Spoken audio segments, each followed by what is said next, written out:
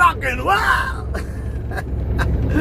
מגיע למפיק שלי אחרי מלא זמן שאני כבר לא בתעשייה, לא עושה, לא כותב, לא שר, לא מנגן, גמור מהחיים שלו, אומר, די אלוהי, עד מתי יהיה לבדי?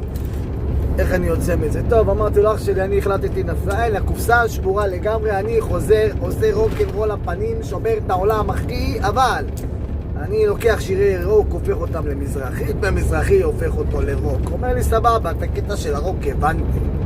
אתה לא יכול לשיר מזרחית, אחי, אתה על ענן נראה לי, אתה מרחף, איפה אתה? תנחת!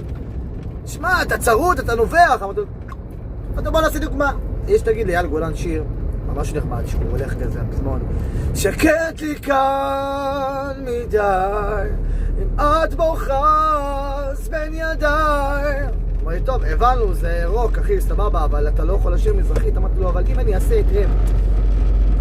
לה לה לה לה לה לה שקט לי כאן מדי, אם את בוחס בין ידיי, אם את בוכה כמוני, בואי אליי.